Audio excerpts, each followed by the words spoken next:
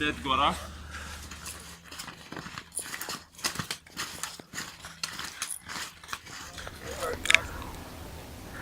ئەوڕۆ وەکو گروپی شاخەوانی ناودارانی پیرمەم هەستان بە گەشتێک لە سەرەتای ساڵی نوێدا لە ئاوینە هەواڵی چای کۆڕک نزیکەی 5 سەعات لە ناو کەشێکی سارد و هەوای سارد و بەفر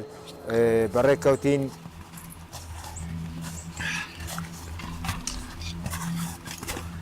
وەک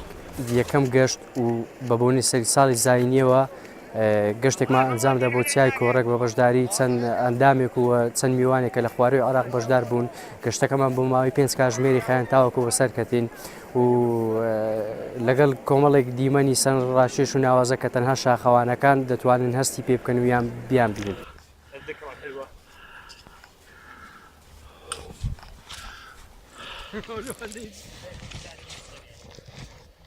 خۆشحاڵم ئەمڕۆ وەکو میوانێک بەشداریم کرد لەگەڵ گروپی شاخەوانی ناوداران بۆ سەرچای کۆڕەک کە بە پێ بەسەرکەوتین نزیکەی 5 سەعاتێکمان پێچوو لە گەشتێکی ناوازەدا لە کەشێکی بەفراوی و تەماویدا، بەڵام بەڕاستی سوودی بەدەنی و دەرونی زۆر بوو و سوپاسی هەموو برایان دەکەم.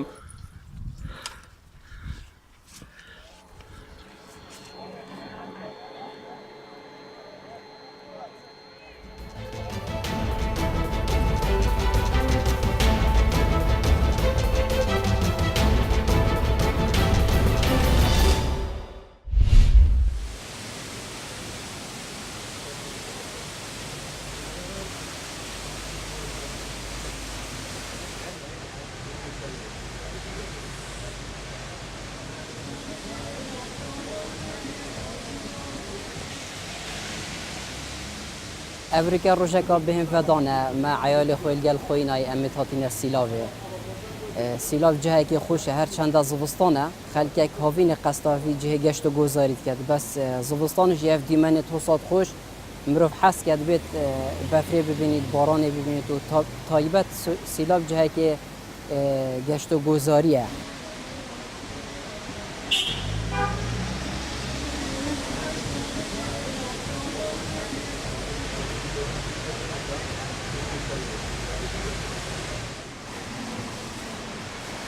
خود يعني وكي زبستان قال هوبين فرقه فتر يعني گشتیار عرب هوبينتن زبستان گشتیار تایبت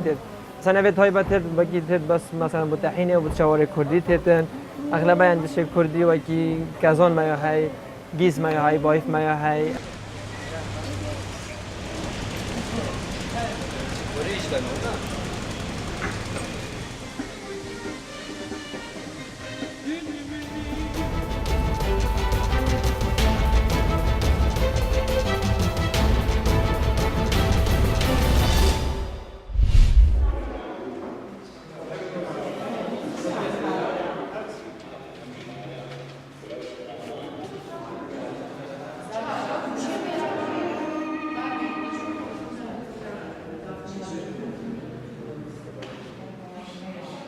باوکم ارتشی بودن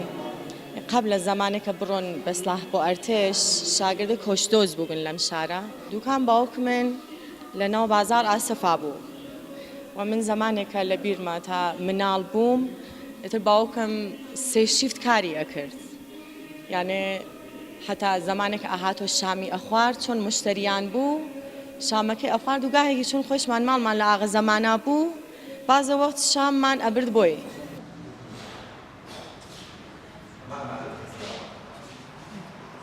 حەزم کرا ئەم نمایشگا پێشتر بخەمە ڕێگا بۆ ئەوە کە ئەگەر مەتاڵبی جێماگە چونکە بەحسە تاقیقەکە تاقیق مەیدانیە کە مردم خۆیان ئەو بەشە کە جێماگە بەشکەم بیگەینن پێمان کە کارەکەمان ڕازاوەتر و خاستر ئەنجام بێت.